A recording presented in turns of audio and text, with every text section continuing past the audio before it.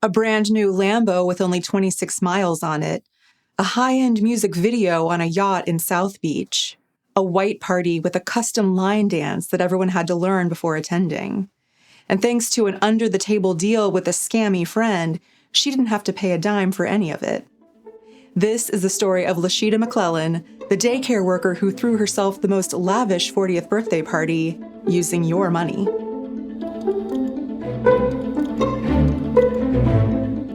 Hi friends, I'm Katie, and this is Katie Does Crime.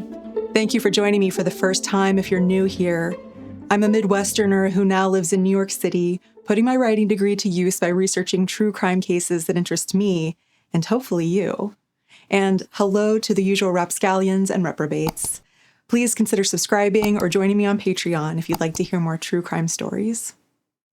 The year was 2021, and LaSheta McLellan of Columbus, Ohio, was about to turn 40 years old. For this all-important milestone of a birthday, she decided to go all out. She bought herself a new Lamborghini, a $290,000 SUV with only 26 miles on it.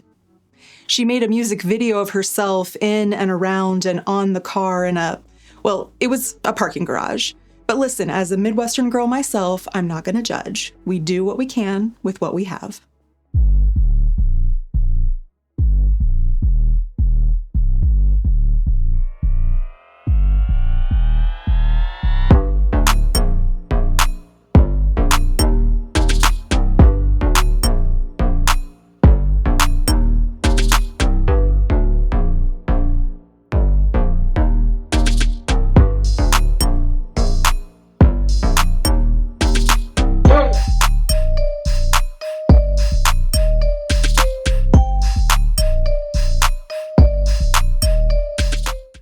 She then planned an $80,000 party in Miami Beach. 90 friends, all in white, joined her on the yacht South Beach Lady. It was decorated with a wall of flowers that the local artist was more than happy to show off on Instagram. She assigned everyone a line dance to learn before they arrived. And then they all filmed another music video on the yacht. You know, somewhere just slightly better than a parking garage. LaSheta did a glamorous photo shoot at the Versace mansion, and would then repost the photos on Facebook anytime she wanted to fish for compliments. It was honestly the way a lot of 40-year-olds would probably like to celebrate themselves.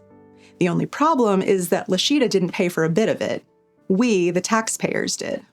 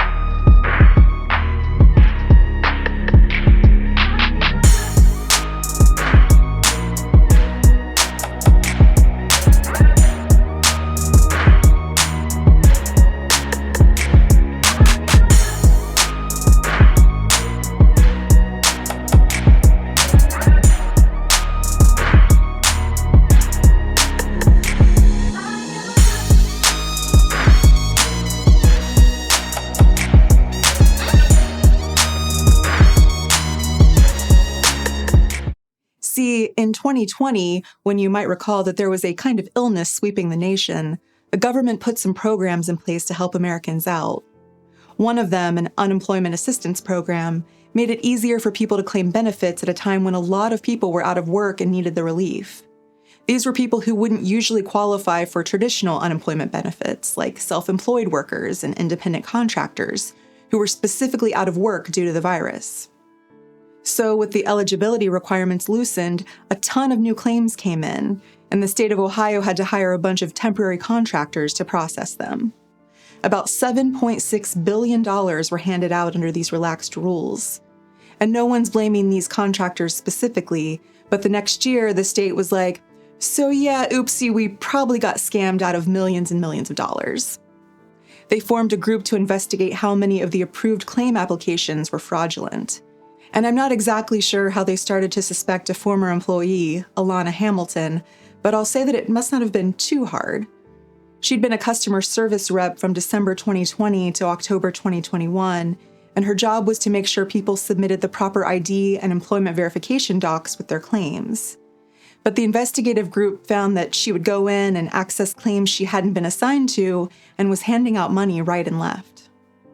She probably didn't know this, but they had a system that would track every time a claim was searched for or accessed and who did the searching and accessing. Once Hamilton found the claims she was looking for, she'd remove the holds on those claims, which would release funds to people even when they didn't have the right documentation. When the authorities subpoenaed her phone, they found that she'd basically written her confession right there in her notes app. It said, "What I'm doing is charging people to help get their funds released because people been waiting months for their money, so I'm basically just going in and pushing their funds through so they can get paid." Truly the Robin Hood of Ohio.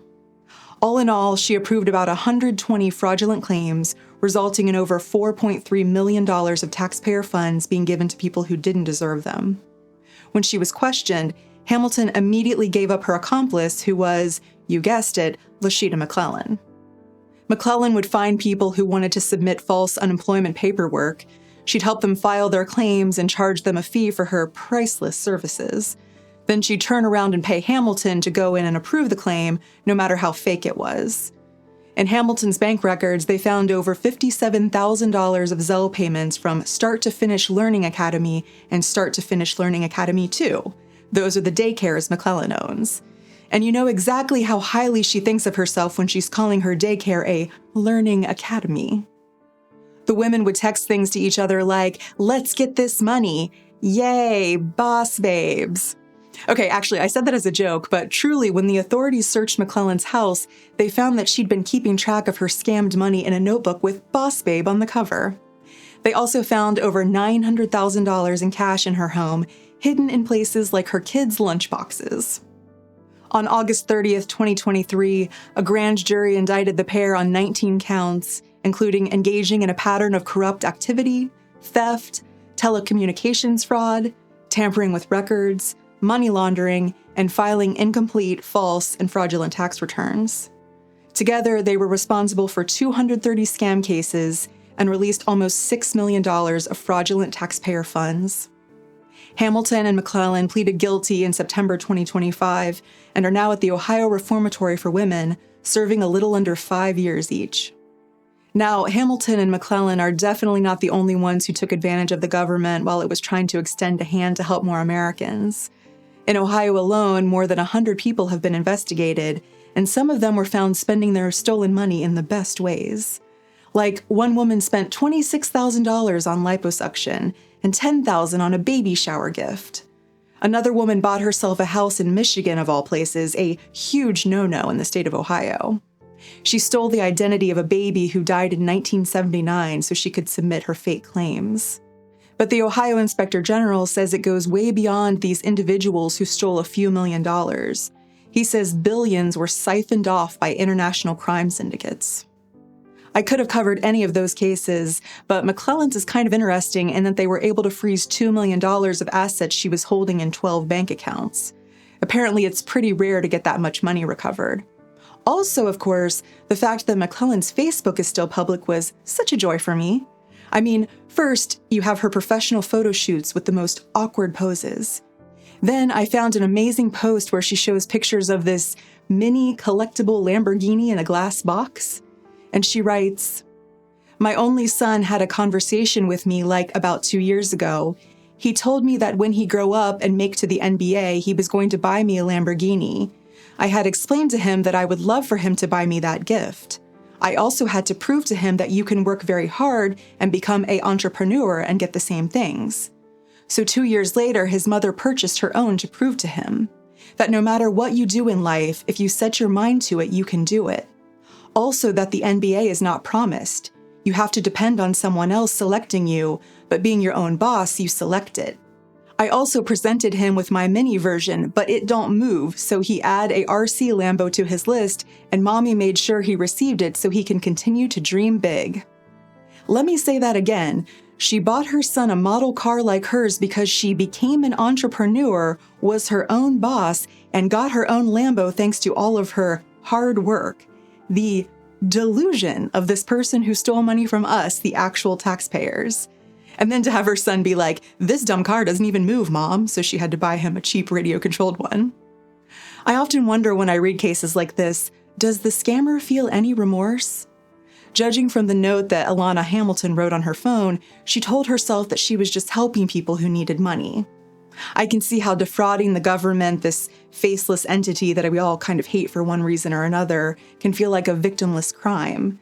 But imagine calling yourself your own boss when your business is taking money away from people who might have actually needed it.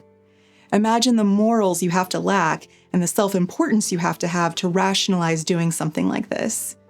And then also imagine how brazen you have to be to think you're not going to get caught. As always, please let me know what you think about this case in the comments. Thank you for tuning in today. I'm just a true crime fan like you are, and I really appreciate you taking a chance on me. Please like and subscribe to my channel if you like spending this time together. I'd be so appreciative. Until next time, I'm Katie, and this has been Katie Does Crime.